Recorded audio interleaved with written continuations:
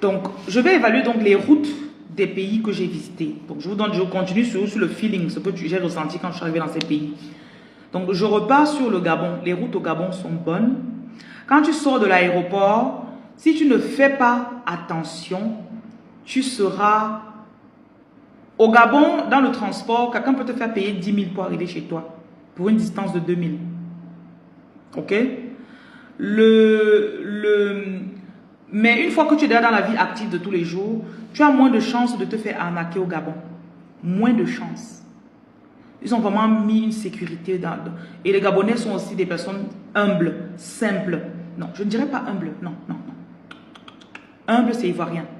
Le Gabonais est simple, il n'est pas hypocrite. Mais il a sa fierté. Et quand le Gabonais t'aime ou il veut t'aider, il t'aide sans arrière-pensée. C'est juste qu'il se suffise. Donc, il ne va pas te voir vouloir dire que ah, je vais t'aider parce qu'il veut t'escroquer. Par contre, au Cameroun, on sait que quelqu'un vient t'aider. Il va vouloir peut-être manipuler ton esprit. Donc, tu dois faire attention. Il va peut-être vouloir manipuler ton esprit. Donc, tu dois faire attention pour l'autre là. Au Bénin, on a beaucoup de Nigérians qui sont au Bénin. Quand quelqu'un te dit bonjour au Bénin et au Congo, fuis. Je suis désolé, mais c'était mon expérience. Le bonjour là-bas, c'est payant. Tout là-bas, donc, tu peux payer un taxi au Bénin à 1500 comme tu peux payer le taxi au Bénin à 14 000. Ça, c'est à quel point? Ça, c'est à quel point tu peux te faire arnaquer là-bas. Et, gars, il y a trop de Nigériens au Bénin, gars, trop. Et ils parlent français, hein, ils parlent français. Le vrai Béninois est bon, humble, un peu comme le Burkinabé. Mais le Nigérian qui s'est converti en Béninois, c'est lui qui va vouloir t'escroquer. Et c'est ça que j'ai eu comme mauvaise expérience. Oui. C'est pour ça que si tu as de l'argent, quand tu arrives, va dans les hôtels, genre je payais mon séjour là-bas 60 000, 60, 70, 80 000 la nuit. Donc, la nuitée c'est 8. Donc du coup, je peux quand même dire que je n'avais pas trop accès à certaines personnes qui pouvaient venir te faire... oh, tu as besoin de quelque chose, je peux te guider. Non. Donc même pour aller au marché, je faisais vraiment attention. Et si tu peux, tu prends des fringues que quand tu vas te balader en route, prends un local. On a eu la chance cette fois-là de trouver un Béninois honnête. Quand on arrivait, c'est lui qui discutait les prix des choses. Mais parfois, il peut te dire qu'il discute comme ça alors qu'il est en train de t'arnaquer encore. Donc autant de petites choses, il faut juste faire attention. Abidjan, j'ai rencontré aujourd'hui 2 filles qui venaient de Paris. À Abidjan, je crois que je n'ai pas été escroquée parce que comme je venais du Cameroun, j'étais un peu wise. Donc, les Ivoiriens que j'ai rencontrés, mais j'ai rencontré 2 filles, elles m'ont dit, on les a arnaquées, on les a, au niveau du taux de change, elles disaient, comment on t'a parlé là, Abidjan était doux, mais vraiment. Donc, peut-être il y a des personnes à Abidjan qui ont eu une mauvaise expérience. Donc, c'est pour ça que ne venez pas wattiser à Abidjan, s'il vous plaît. Tu as ton accent camerounaise, non? Je parle comme camerounaise, non? Voilà. Oh, aidez-moi, on va te sucer. Voilà. Du côté de l'habitat, okay, le logement. Le logement le plus cher, Gabon. Après, au Bénin, je n'ai pas été logé à l'hôtel, donc je n'ai pas pris un appart. Abidjan, c'est le prochain. Abidjan, c'est le transport. Abidjan et Libreville, le transport et le logement peuvent finir ton argent. Et à Libreville, pour te couronner le tout, la nourriture peut finir ton argent. Donc Libreville, nourriture est chère, logement est cher, transport est cher. Et à Libreville, les taximans se la pètent trop, ils crânent trop. Tu stoppes le taxi, il ne peut même pas s'arrêter. Heureusement qu'il y a quand même les applications. Je ne vais nommer aucune personne ici, ils ne me sponsorisent pas. Donc, il y a des applications qui commencent à venir déjà, qui commencent à un peu alléger. Mais même là-bas, c'est l'un des pays où l'application là est le plus cher. 1 heure, c'est 10 000 francs. Alors qu'au Bénin, 1 heure, c'était 5 000 francs avec l'application. Donc, imagine, tu es seul au Gabon, tu veux manger. Si tu veux préparer à la maison, tu peux dépenser 10 000. Les condiments de 1 000 francs au Gabon, tu ne sais pas ce que tu vas faire avec. Même faire l'œuf là, c'est pas assez dans ton omelette. Par contre, à Abidjan, le transport est quand même cher. Le transport est cher, oui. Par jour, si tu sors 1500, 1500, 2500, tu peux dépenser facilement 10 000, 15 000 pour le transport en Yango. Yango, Kozem, je ne voulais pas nommer quelqu'un, mais bon, ça a été fait.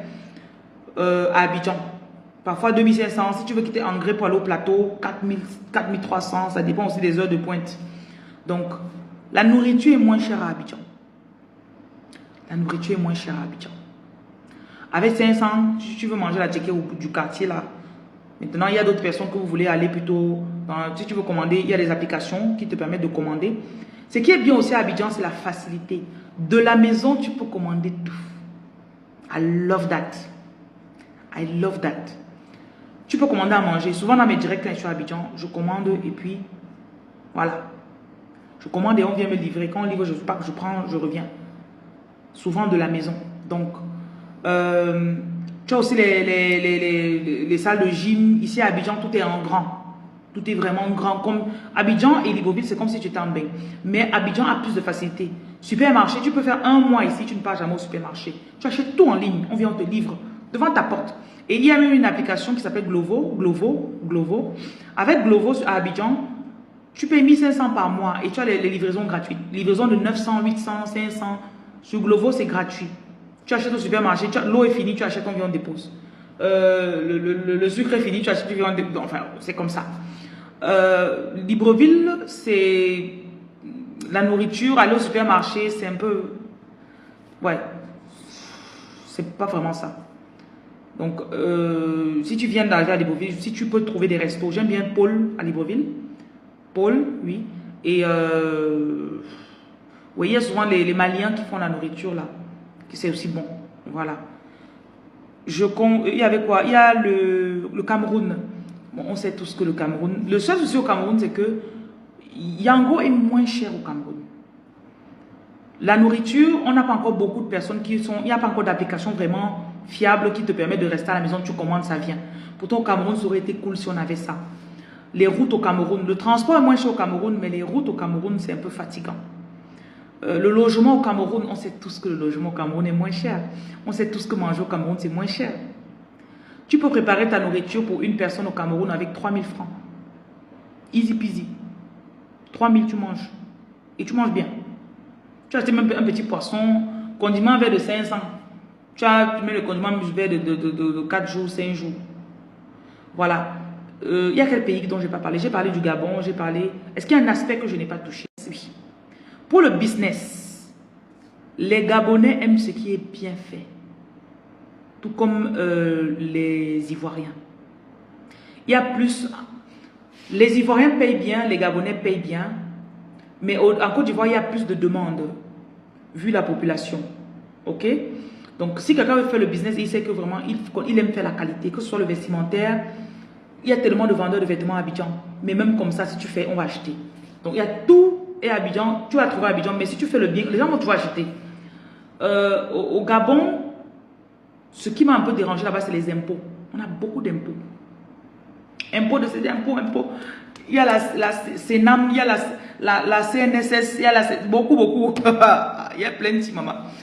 Donc, si tu as un bon comptable là-bas, tu payes tout ça, tu payes le loyer, tu payes tout ça, c'est là que tu vas un peu respirer. Tu payes, essaie de payer en trimestre. Comme ça ne va pas te paraître trop fatigant. Et le fait aussi que quand tu fais le business au Gabon, le SMIC au Gabon, c'est 150 000. Vraiment.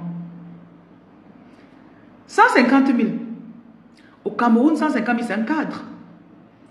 En Côte d'Ivoire, le SMIC, peut-être c'est peut-être 70 000, je ne sais pas.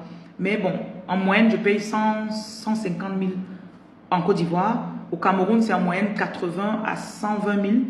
Et au Gabon, c'est entre 150 et 200 000 que je paye mes employés. Les impôts en Côte d'Ivoire, c'est la même chose qu'au Cameroun. C'est pas trop cher, c'est pas trop élevé, il n'y a pas trop de complications. Et je vous conseille, prenez un cabinet qui va vraiment gérer tout ça. Parce que quand tu viens d'arriver dans un pays, parfois, il y a des trucs que tu ne connais pas. Il y a des taxes environnementales, taxes de ceci, taxes de la mairie sur la plaque, les trucs comme ça. Donc prenez un cabinet, parfois le cabinet peut gérer tout ça pour toi. Et ça t'enlève aussi certains maux de tête. Voilà. La famille, dans cette vidéo, cette Camerounaise a un peu donné les différents comportements des habitants qui sortent de la Côte d'Ivoire, du Cameroun, du Gabon, du Burkina Faso et du Congo.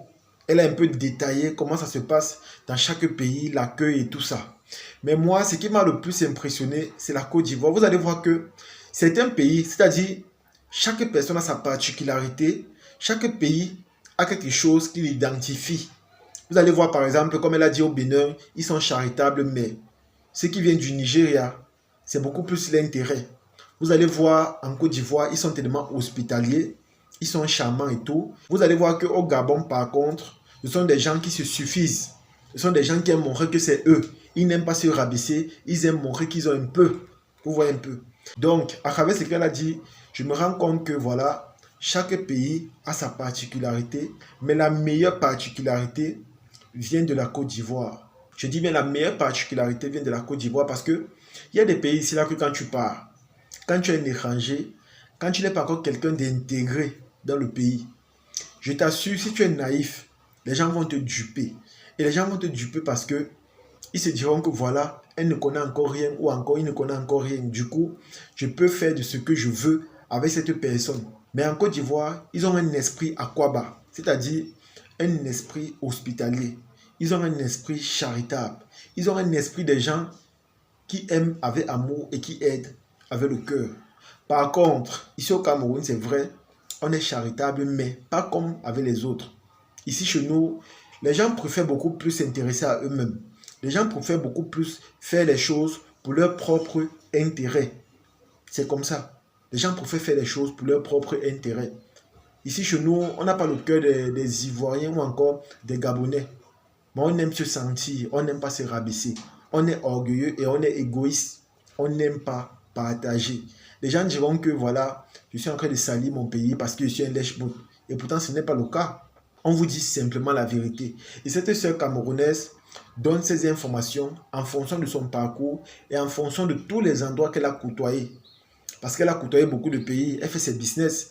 Et à travers ses marches, elle apprend aussi, elle découvre et elle essaie aussi de comprendre les attitudes des étrangers ou encore des autres. Et à travers ça, elle peut maintenant se faire un jugement sur la mentalité de chaque citoyen de chaque pays. Et c'est aussi important parce que pour ceux-là même qui veulent investir ailleurs, c'est important dans le sens où, grâce à ça, tu sais que si tu pars en Côte d'Ivoire, voici comment tu dois te comporter ou encore, voici la somme d'argent que tu dois aller avec. Parce qu'il y a des montants que si tu n'as pas, tu pars ailleurs, tu ne vas pas t'en sortir. Comme elle a dit, il y a des pays où la vie est vraiment chère. Je pense même que le Cameroun, c'est le seul pays où, même si tu as 1000 francs, tu peux manger, tu peux préparer, jusqu'à ce que tu dors, tu es à l'aise. Ce n'est que ça. C'est vrai que chez nous, il y a le chômage et tout, mais le Cameroun, c'est le seul pays où, selon moi, même si tu as 1000 francs, même si tu as 500, tu manges, tu es à l'aise, tu n'as pas de problème. Et la location ici au Cameroun coûte très très moins cher, contrairement à la Côte d'Ivoire. En tout cas, c'est ici que se termine la vidéo. Partagez et on se dit à la prochaine. Ciao.